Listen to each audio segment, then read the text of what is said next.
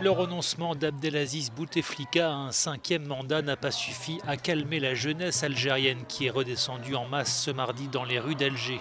Car les manifestants se sont sentis floués par le président de 82 ans qui a dans le même temps annoncé le report de l'élection présidentielle sans donner la date d'un nouveau scrutin. Beaucoup dénoncent une ruse de Bouteflika pour s'accrocher au pouvoir. On ne veut ni une prolongation de son mandat, ni le report de l'élection présidentielle. Ce qu'on veut, c'est un changement pour remplacer ce gouvernement corrompu qui doit maintenant transférer le pouvoir de manière légitime.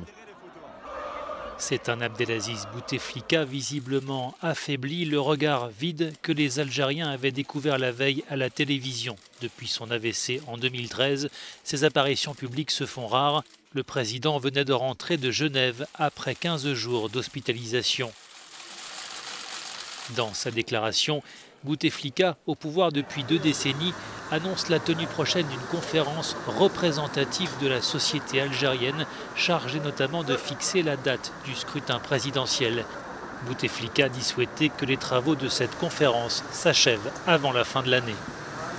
En déplacement à Djibouti, le chef de l'État français Emmanuel Macron a salué la décision du président algérien de ne pas se représenter, tout en appelant à une transition politique rapide. Maintenant, il appartient évidemment à l'Algérie que les prochaines semaines et les prochains mois permettent d'assurer, justement dans un délai raisonnable, la tenue de cette conférence et son débouché sur des propositions constitutionnelles qui, si j'ai bien compris, donneront lieu à référendum et donc garantissent à la fois transparence, cadre démocratique et une transition d'une durée raisonnable. Et donc je pense que c'est un signe de maturité. Nous ferons tout pour accompagner l'Algérie dans cette transition avec amitié.